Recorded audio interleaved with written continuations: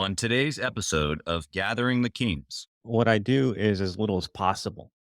And hopefully, hopefully by the end of this time together, we're going to convince you out there who are listening to us to do less more often. That's the challenge today. I think that too many of us are waiting for somebody to give us permission to be who we're supposed to be. What's up, everybody? I'm Chaz Wolfe, Gathering the Kings podcast, coming back to you here today with another king on the stage. My brother JR Rivera. How we doing? Man, can I be a prince? Can I just change things? Can I just be a prince, please? The prince of podcasting. There you go. PP, baby, Prince of Podcasting. My man, JR, you you just told me just super nonchalant before I hit the record button that you've been podcasting since 2008. I don't was I in diapers in 2000? No, I'm just kidding. You've been doing this a long time, man, and so I think king is the proper term, my man. Tell us what you do in the podcast space. Man, what I do is as little as possible. And hopefully, hopefully by the end of this time together, we're going to convince you out there who are listening to us to do less more often. That's the challenge today. All right. Okay. Let's get into that. Can But we get I into that? am I'm blessed. I'm blessed to be here, man. And the only reason that you and I are sitting together is because I was on the other side of the speaker or the headphone or whatever you want to call it many, Yeah. many years ago, trying to figure out business, entrepreneurship, leadership, all of that. I didn't know anything about that. And I was running my own real estate business and doing a terrible job at it. And fortunately, I found audiobooks and podcasting, and I started learning and learning and learning. And it's been an amazing journey where I've had amazing mentors who have lifted me up, taken me to new heights. And I've been able to pay that forward by using the tool that we're using right now, podcasting, to be able to bring the right words from the right person at the right time into someone's ears to be able to change everything in their lives just from one new idea. So what I'm doing as little as possible. I'm just changing lives. Just just changing lives. No big deal. The seed of a new idea or the change of someone's perception or their perspective is really a seed of two minds coming together. The book that both you and I read, it says that when two come together, then there I will be. And so Yeah. there's a another perspective that always comes from being with someone else, like you're talking about, or listening to us, but just being in a room where there's other people who want to win or be better or want to learn or want to give can be the seed that you're talking about. And so where does this understanding come from? And don't think you're off the hook because you haven't really told us yet what Podcast Factor does. I'm gonna circle back to it. Don't you think you're off the hook here, Mister I Changed Lives. But where did that come from? Where did that seed come from for you where you're like, no, no, no, I just want to like deposit this one little piece because that's all it takes. I just feel lucky, man, because what we're kind of dancing around is our faith. I Okay. am a Catholic. I guess they call us cradle Catholics, but faith is always a part of our lives, but not necessarily the center of our lives. And Sure. so through the ups, through the downs, the one consistent in my life is Jesus is there. God the Father's there, open arms, welcoming me home, no matter how bad I've been, how ashamed I feel, how unimportant I think I am. And so I feel like what happened, and I can bring it back to the business part since you won't let me let that go. But during COVID, there was this time where we were not supposed to go outside. They told us, stay inside and lock your doors and don't look out at other people. And I thought, man, how could fresh air and vitamin D3 be bad for me? So I used to go walking every day, right? And I have a lake outside of I'm in downtown Orlando. So I have Lake Eola. I get to walk around that. What a blessing, right? And so Mhm. one day I was out there trying to figure out what what can I do, right? Because the world was in a bad place and people there was darkness everywhere and people were scared. We couldn't be with our families and a lot of people went downhill during that time. And I was fortunate, man. I had started a new challenge. I was doing 75 hard, so I quit drinking, was taking care of my body. I had all this clarity and it hit me one day. walking around the lake, and I have it written down because I know I will butcher this if I don't have it written in front of me. Yeah. As he walked by the Sea of Galilee, he saw two brothers, Peter and Andrew, casting into the sea. They were fishermen. Come after me, and I'll make you a fisher of men. There it is. He gave me the answer right there. Jonathan, JR, the work that you're doing right now, you're fishing men to God's light.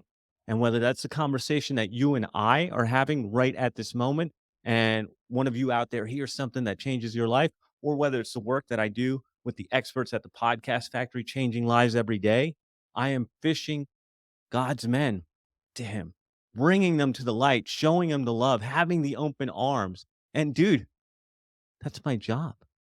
That's what I get to do every day. How could I not get out of bed stoked that God gave me this gift?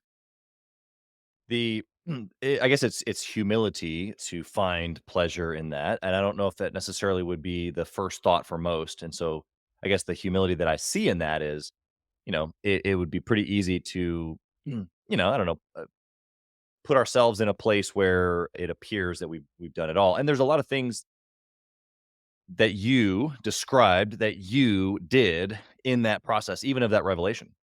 You chose to go outside and walk even though maybe you weren't supposed to. You chose to, bring a pen and paper and write it down. I mean, there's a lot of partnership going on there. And so I think that there's, this perspective switch, or the depositing of things that we get to put in people's brains, whether it be about business or podcasting or faith, require both and, right? It's a both and story. It's not just, oh, I heard something, faith or not faith related, and then great, my life changed. It was, oh, I heard that one thing that JR said, and then it stuck with me. I went back to my desk, I wrote it down. I thought about it the next couple of days. I talked with my wife about it. I just couldn't get past it. I started implementing it in my business or in my morning routine or whatever the nugget is. There's we have to walk it out, right?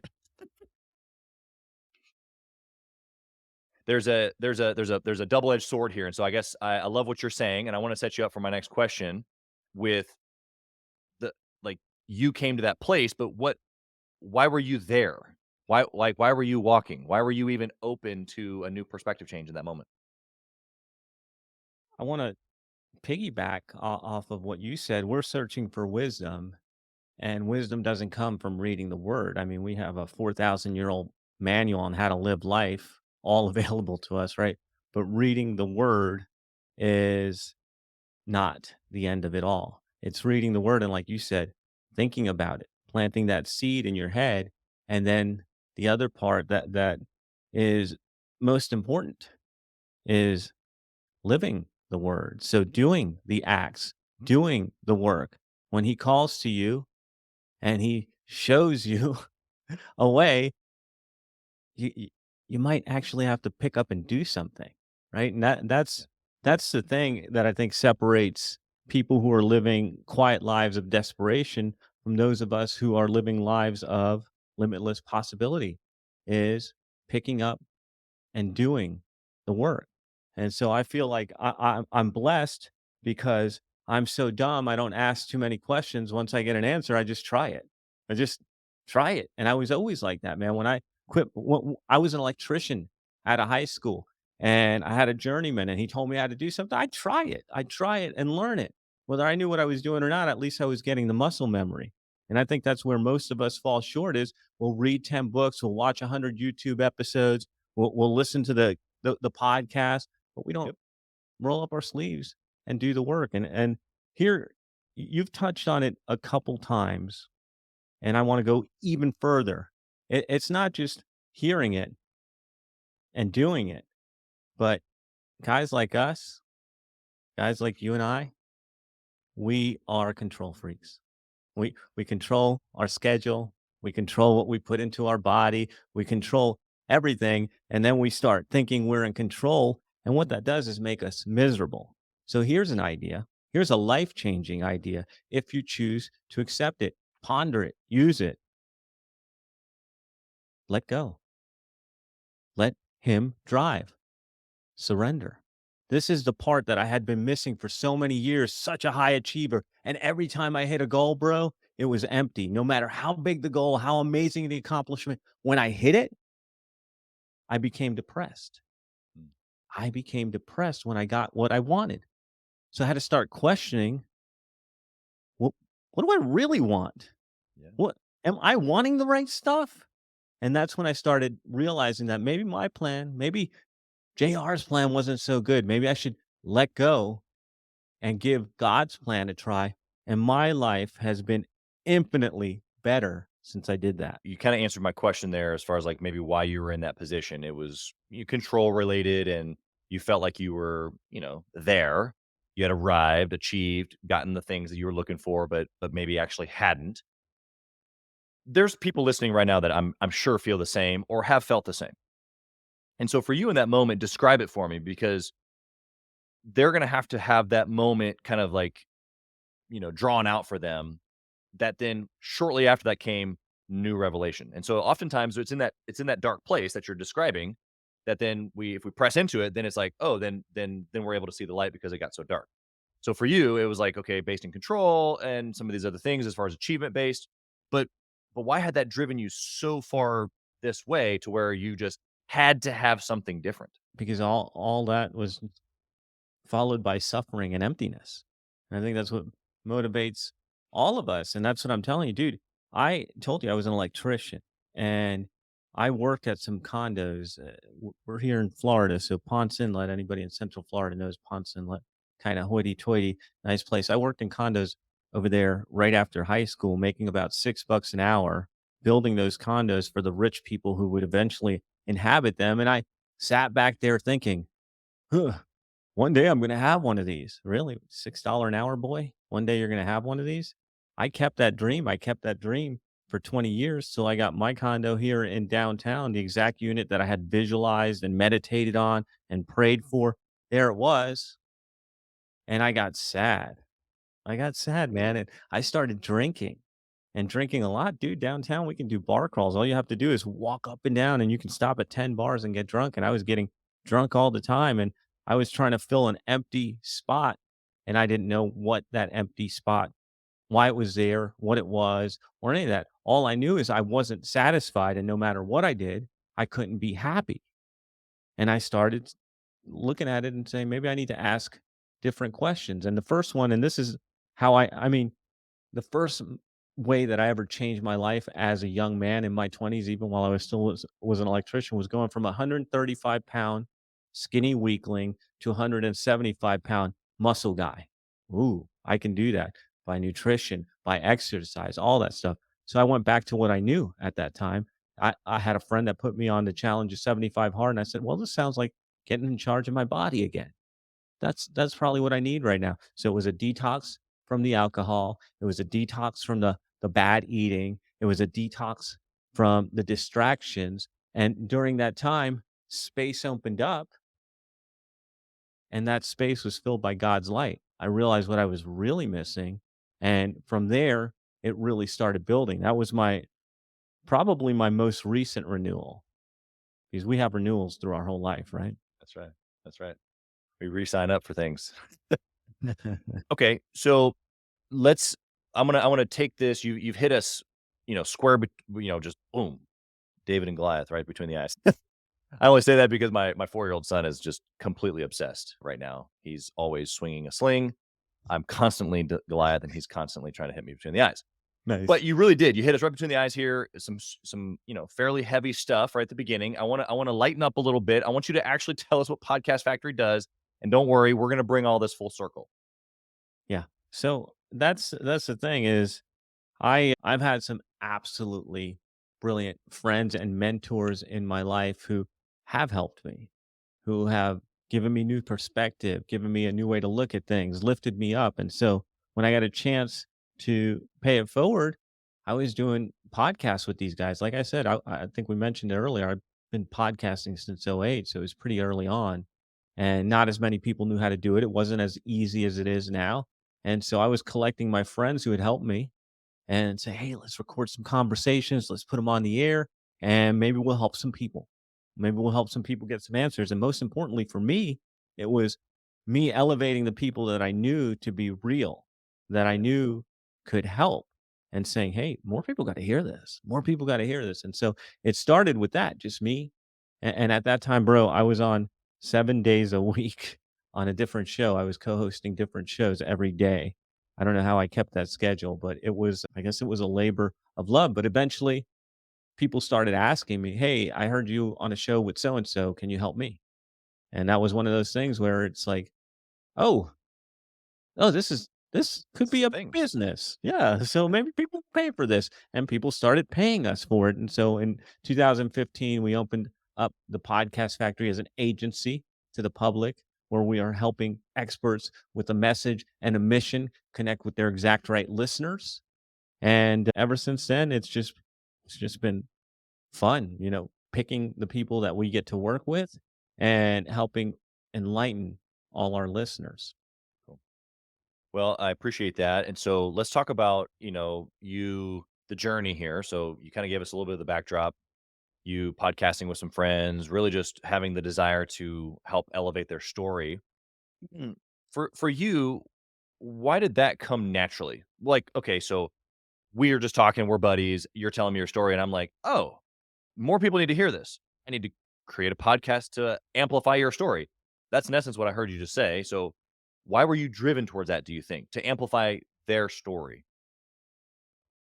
Well, there's a couple things. I had the skills to do it when nobody else had the skills, so it was a new angle, and it was also a way for me to get closer with these friends. They had helped me, so I could help them.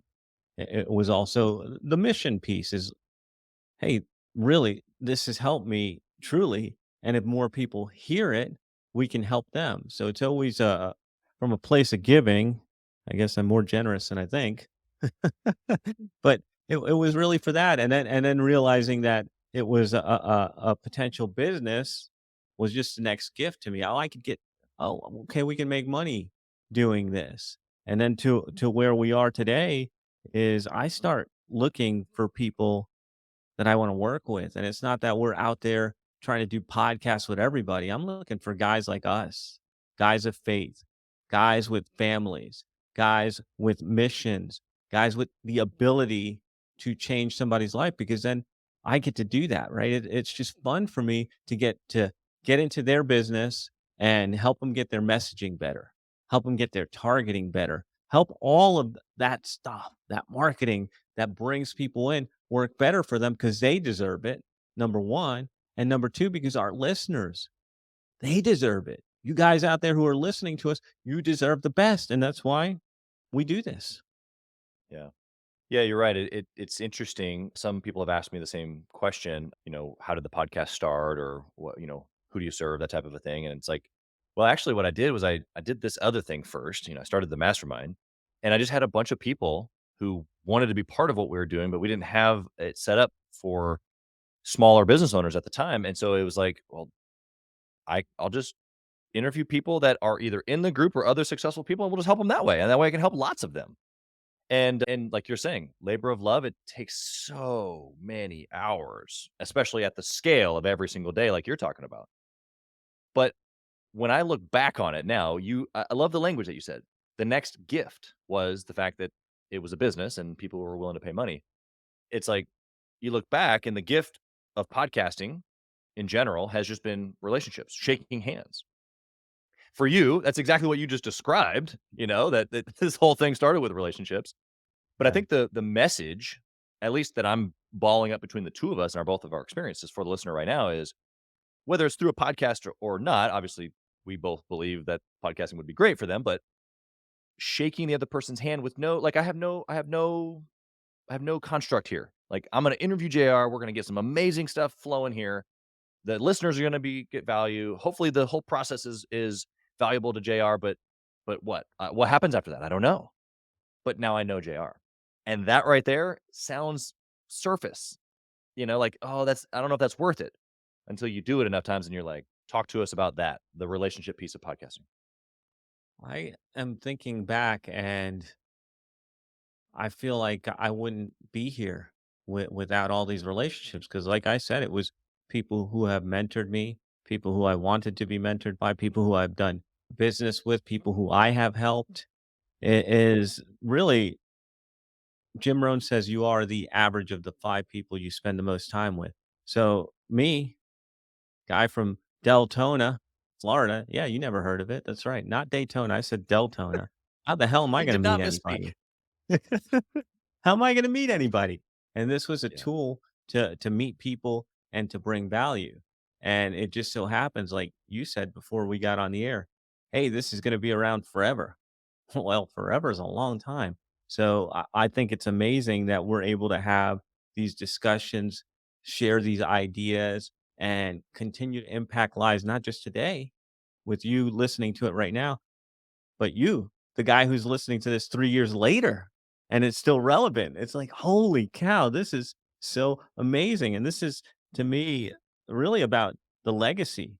When I start thinking about it, it's the legacy, and I tell our clients the same thing. When they get stuck, I say, "Well, what would you want your son or daughter to know about this particular topic? What would you want them to know about the way you're thinking or the way you look at the so world? Because this can be something that you hand off to them." And I do it with my son. I do it with my son.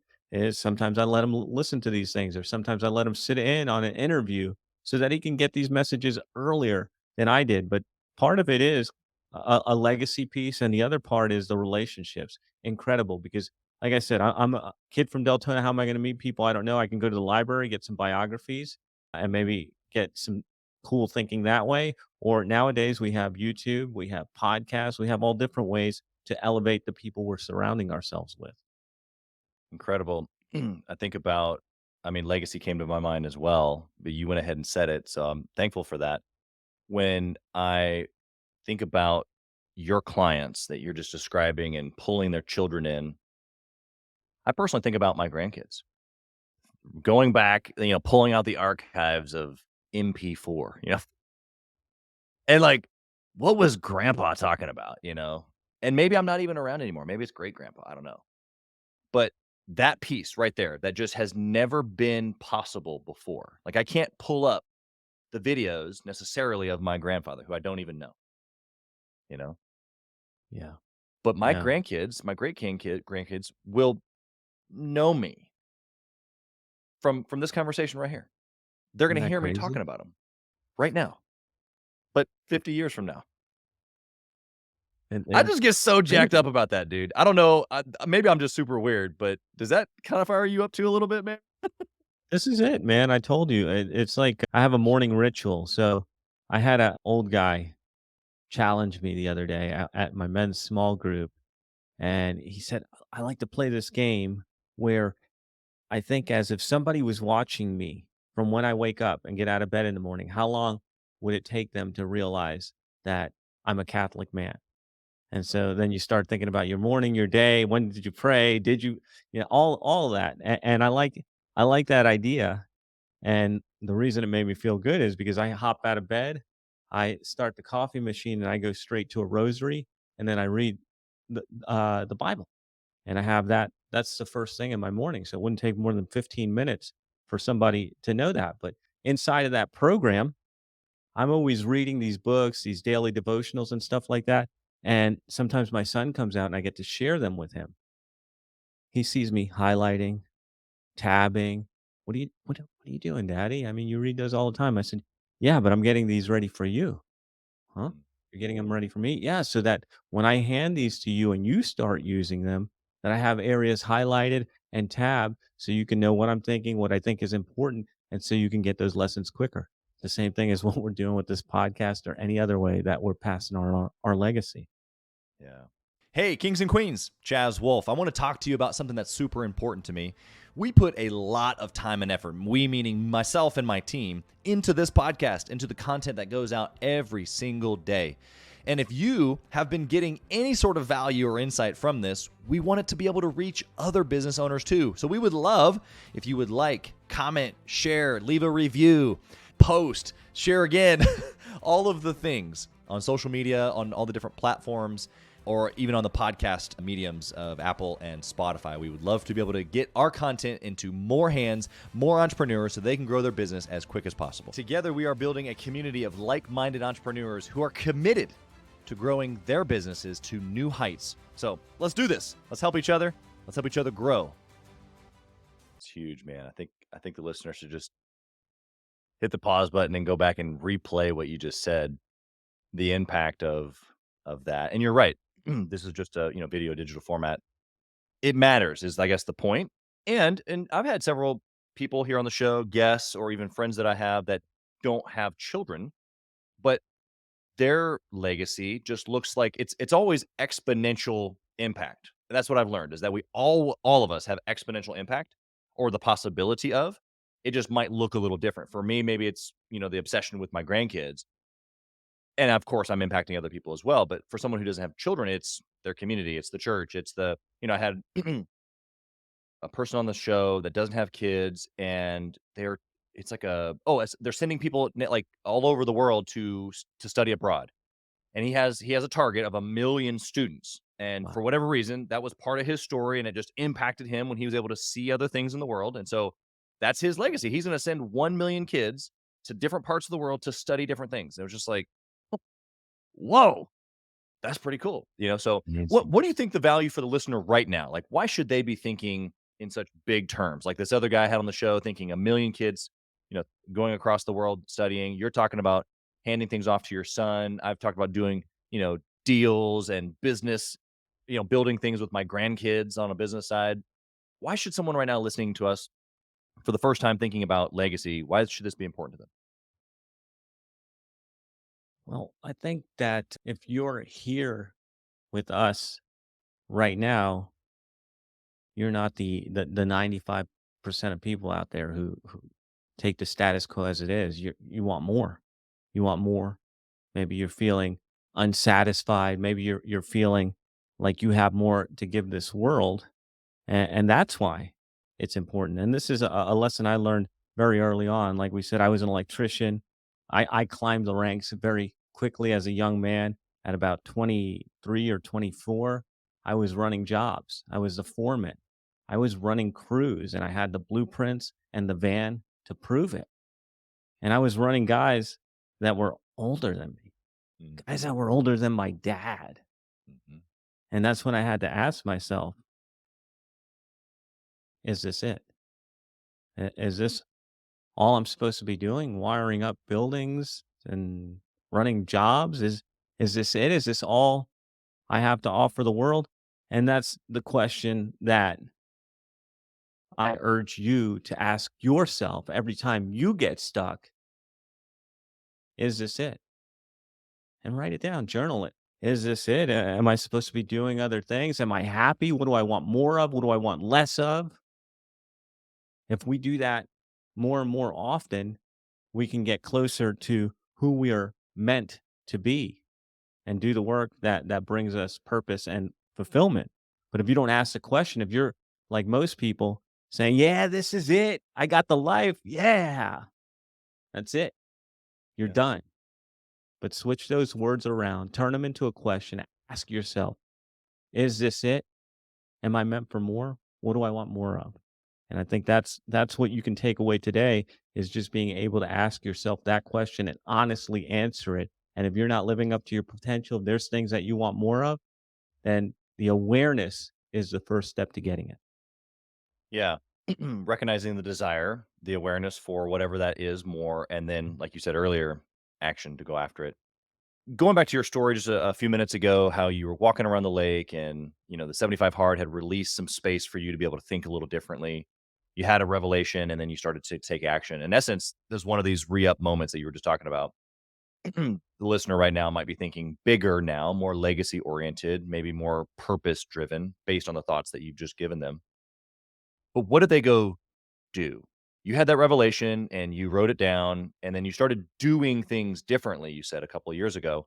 But for them, thinking now, they've just heard you that I need to be more purposeful. That's why Chaz is so tied to his grandkids because it's really purposeful. It's what makes my heart come alive. Okay. And so they're listening right now as a listener going, what makes my heart come alive? And so maybe they figure that out. They've just taken your suggestion, they've written it down, they've spent some time on it. Now what? You got to have faith, but faith without work is useless. And so I'm positive that when you have that moment that lights you up and brings you joy, that the follow through piece of even taking one step closer to it is going to be what begins to bring you peace. And I'll give you a perfect example. I went to a retreat this weekend. It's called the Welcome Retreat at my dad's church, and we spent 2 days going into scripture and hearing people's stories and sharing and all that. And the guys loved me over there because I was young. Dude, I'm not young. They were just old. Okay. But they loved me and they were like, man, we wish we could have you here. You'd be great energy and great for this." And yeah, okay, well, dude, it's an hour and a half away from my house, so that's not really going to happen. But what if I brought this to my church? What if I gave people here at my parish the experience that I just had that was transcendent? What if I did that? Okay, so there's the purpose, right? There's the desire. And then how do you follow it up with action? Well, the first thing I did was when I got here, I talked to one of the guys that used to run the ministries, and I'm going to grab coffee with him and just find out what it takes. Mhm. Okay, so that's one step. The next step is I found out Father John Bosco was the one that brought it to that church. He's in Melbourne. I can get one of the guys to connect me with him. The next step is who are the pieces? So just start thinking about what's the one step. And the one step, the first step was, hey, contact this guy who ran ministries and just have coffee with him. And that's the first step. Doesn't have to be anything big. It just has to be a step in the direction to the light. That's right. It's good. Yeah, you've referenced, several things through the show here of, we've whether you realize it or not, we've been weaving in and out of, biblical language and also, like, Think and Grow Rich language, and which is great because all the success principles that Think and Grow Rich does an amazing job of outlining, you can find 'em. But Shocking. shocking, right? But here's the reality. I love that book, and I'm a student, okay? And so I loved how you snuck in faith there. Yeah, I know you didn't sneak it in, but you did a little bit. You're like, the desire, the thought, the initiation of it was one thing. Okay, fine. That's also called desire and Think and Grow Rich. And then it's followed by the plan, which is obviously what you follow with action. Okay, cool. But snuck into that equation is faith. And it's not just the initial belief, which is kind of tied to the desire. You have this desire, it's more than a want. It's like, ooh, maybe that could happen for me. There's a little bit of budding of belief, but faith is going, no, I see it. And so now I'm going to put the plan together. I'm going to start taking action. And so even though you slipped it in there, kind of like not, not a big deal, it is the actual equation. This is actually how it works. It's desire, which kind of ties in with belief, faith, building the plan, doing the plan, right? Works. Yeah, that's Think and Grow Rich. You very, very nice how you brought that together. I mean, I'm just repeating back what I heard JR say, you know what I mean? He's decoding for us. He's decode yeah, that's right, that's right. I have been known as a decoder, so alright, so here we are, you've told them to just take the next step. Sometimes they don't have the whole plan, right? You don't need the whole plan. Don't need the whole plan. A whole Just plan need is the next step. bad for you. It holds you back. It's so good. Give us just another sentence on that. I mean, I can't pass that over. Holy moly. Well, that's what we talked about earlier. Do less more, right? So, what's the least thing I can do? Text a friend, talk to my wife, listen, read the instruction manual for the book. I don't know what it is. What's the next low low hanging fruit? Because if you can just get the next little step, which is not a leap, it's not a jump. You're not going to be out of breath. You're not going to get hurt. It's just like you can stumble forward and still do it. Just forward is the point, like, forward. Well, You can you know stumble. what? No, and you can stumble backwards too, but if you want it, the faith is what's gonna pull you back to where you need to be, and that's why I keep talking about the light and the dark is this bringing you closer to what you want or further, and that's for everything in your life, every action you take when you start being the observer of your thoughts and your actions, is this bringing me closer or further? It's not complicated, guys. You can ignore it if you want, but it is that simple. Is this bringing me closer to my grandkids' legacy or further? It's a very simple thing. Yeah, it's a filter. I used to ask on this very show hundreds of episodes ago. I used to say, How do you make good decisions? You know, you've given us a couple of good decisions that you've made. You've actually given us a couple of bad ones already just in our natural conversation here. But the convert or the question of how do you like what's the process of making a good decision? How do I sit down and think about the 4 steps to making a good decision, whatever that looks like? And oftentimes, if I could summate all those answers, it would be decide what you want, and then does this thing that I'm considering help me get it or not? And if it does, I do it and I go all in, or if it doesn't, I just don't even consider it. I close the book immediately and I move it to the side and throw it away for that, just completely disregard. You want to speak to that for a second? I think that too many of us are waiting for somebody to give us permission to be who we're supposed to be.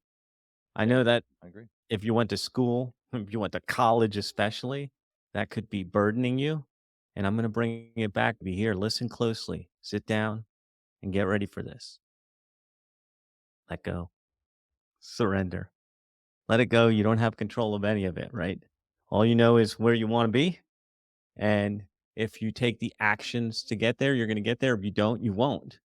So, how badly do you want it?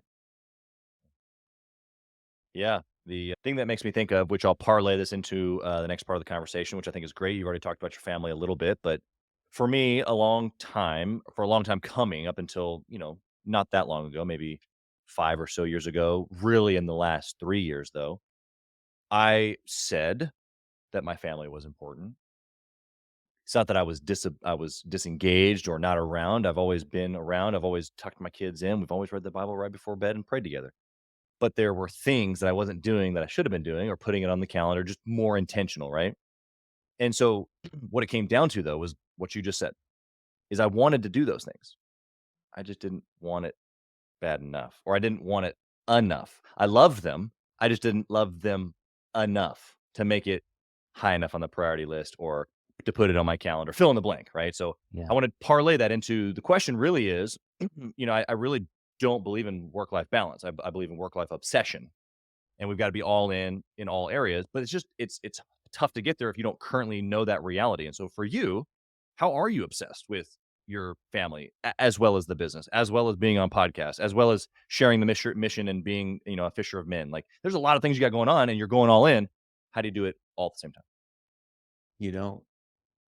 You don't do it at all at the same. You're gonna have to pick some priorities, friend. And I'm gonna tell you what a mentor showed me in the last year that was eye opening. I didn't realize I had this power, and he's like, here it is, right in front of you. And his name is Mark Sacosto Rubio. Look him up. He is a genius. But he talked about this idea, and I liked his ideas so much that I ended up doing a series of podcasts with him, the Double Double Show, actually, because I'm like, dude, we got to get this in people's hands. We've heard this before, right?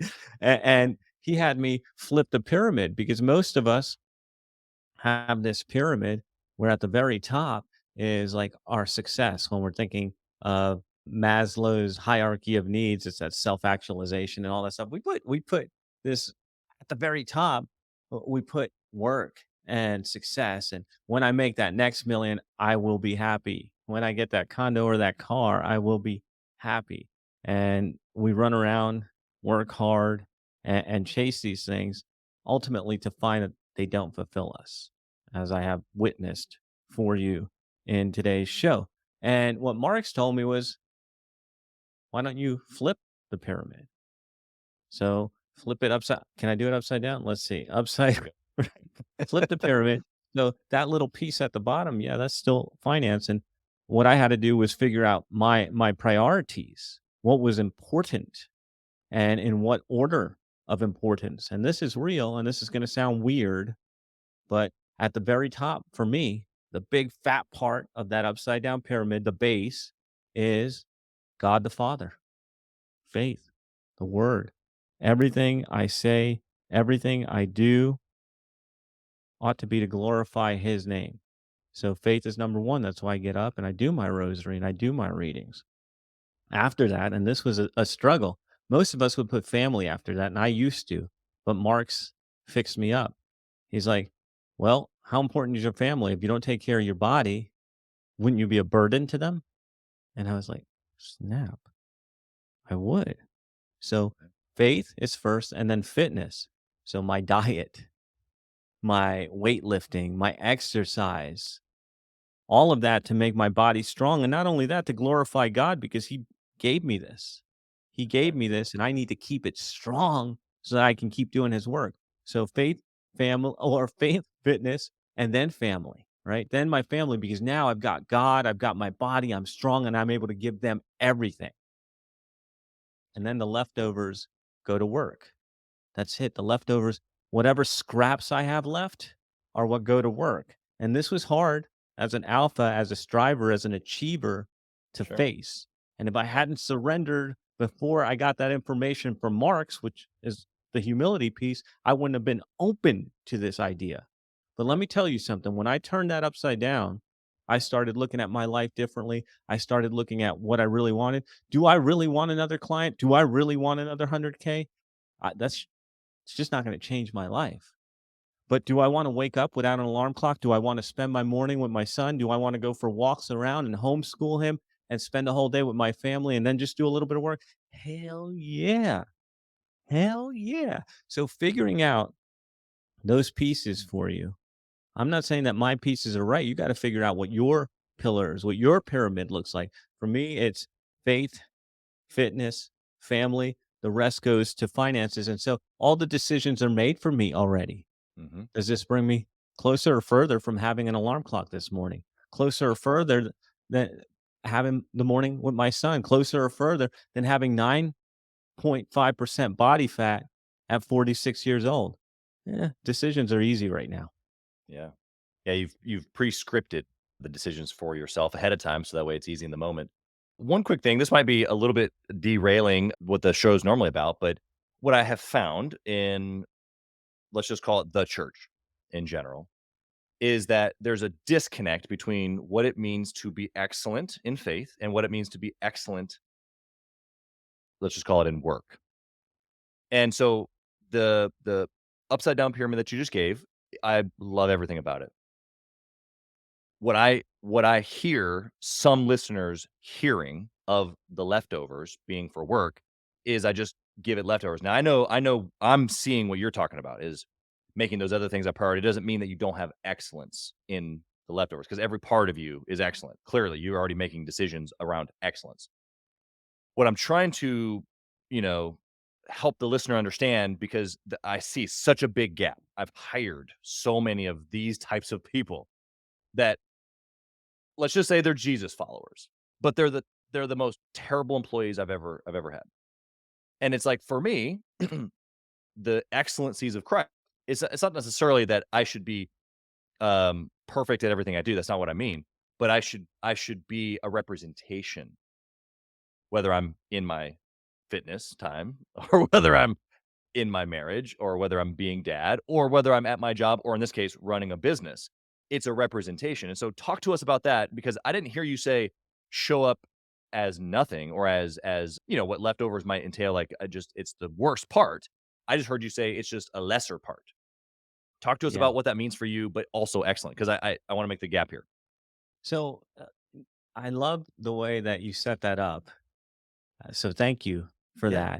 that. And it's true. Some people could have heard that as my crappy time goes to work. But when we're thinking of that upside down pyramid, at that very bottom, it's very small. It's very tight. It's got a point. It's almost like a laser rather Okay. than a shotgun. It's a laser. So when I show up to work, brother, I show up my freaking best. Yeah. When I get to talk to a client, I get, did you hear that? I get to talk to a client. When I get to talk to a client, I'm bringing a game. How can I bring a game? Because I took care of my faith, I took care of my body, I took care of my family, and I am so amped up and so charged when I go to work that I am more efficient than I've ever been, more effective than I've ever been. And my clients are telling me this. When I show up on calls now, they're like, dude, you brought it. Yeah, I brought it inside 30 minutes. And the rest of the day was mine. Like today, you and I are talking. I've got two client calls, 90 minutes, 45 minutes each, and I'm gonna bring it for them. Yeah. But I already worked out. I already spent time with my family. I already did all that. So I poured into myself and came out strong. And so now I am an espresso version of Johnny. I love that, man. Thanks for riding that to that little trail with me. I think it's important. Some people may not even have a clue what we're talking about, but it still remains that if we're gonna be if we're gonna tote the flag, right? We're gonna wear the Jesus sticker, if you will. I just like, man, I can't tell you how many times I've seen it wrongly represented, and it's just like, man, that's bummer, dude. You're bummer. It's all the right words, but the way you live your life doesn't line up. Which Yeah. which then actually turns the message upside down for people who like they're trying to reach and they never can reach because they're looking at them like, I hear you, but I see you also. You know Yeah. what I mean? Oh yeah. I mean, I pray to be a reflection of God's light. And that's look, I am not gonna sugarcoat it. I still think people are dumb when they screw up. I still curse to myself when somebody cuts me off in traffic. And I'm still working on knowing You that these people are God's children. These are my brothers, and That's that right. I need to show up like they are Jesus. So I'm still working on that. But I can tell you what, in the times where I'm really feeling that, in the times where I'm really rooted in it, it reflects in the world around me because everybody is attracted to the light. Yeah. Yeah, that's right. All right. I've got one last question here for you, JR. I want to know if you had the opportunity to reach back into time, tap the younger JR on the shoulder, and you whisper in his ear. What do you tell him? STFU. Oh, you're such a bad Jesus freak. Yeah. Little That's Johnny, yeah, that was little good. Johnny was cocky. He talked too much. He was not doing enough listening. He Mhm. was not humble enough. And so, while it might be a bitter pill for him to swallow, if he could just STFU, look it up, and listen, I think that he would have done better sooner. But I wouldn't change anything right now because here you and I are together. Yeah. Yeah, I received that message. I think that you've positioned yourself as a recovering achiever. And I don't know if we ever fully get away from that. I think that's our design, right? Like that's how God made us is to go after things. It just looks different for JR today as opposed to little Johnny. Yeah. And that's the beauty. That's the beauty of the journey. So I can appreciate that perspective as well. JR, how can the listener find you? Number one, if they're an entrepreneur, they're just like, I got to connect with this guy, everything he was saying, and just I need to hear more. Or if they need to contract services through the podcast factory, how can they find you and what's the easiest way? I'm going to give you two resources. And number one, we talked about surrounding yourself with better people, better thinking, people who lift you up, inspire you, help you get to the next level. If you don't have enough of those people in your life, I got them in spades over at the podcastfactory.com/client showcase. Pick a mentor, take a journey, change your life. And if you are a man with a message and a mission that needs to reach more people, maybe I can help. The podcastfactory.com/call. Love it. JR, you're incredible. Thanks for sharing your journey. And I love that it's not over. It's not done. You're not there. Still more to be written. Maybe we'll hear chapter 2 at another time. So blessings to you, to your family, your business, all your clients, everything that you're touching here this year, next. Thanks for being here, brother. Peace be with you, brother. Thank you for listening to Gathering the Kings today. I hope that you were able to pull out a few nuggets to go apply into your business right away. More importantly, though, I hope that you're realizing that it takes more to be successful than just being by yourself, doing it all on your own, carrying the weight all by yourself. What I have realized, not only in my own journey from multiple businesses and multiple different industries, and now interviewing over 200 or 300 other very successful 7, 8, and 9-figure business owners, is that it's tough to do it alone. And so Gathering the Kings exists to bring together successful entrepreneurs. In fact, we are putting together 1,000 kings, specifically who are grateful but not done. We're intentionally assembling kings who fight tooth and nail for their business, family, and communities. And here's what we believe. that in the pursuit of excellence in those areas, that it ignites within us the responsibility to govern power and forge a lasting legacy. So if that relates and resonates with you, and you know that you need people around you, sharp, qualified, other very successful business owners, I want you to go to gatheringthekings.com. I want you to take a look at what we're doing and see if it makes sense for you to be part of our pursuit to 1,000 kings. Talk soon.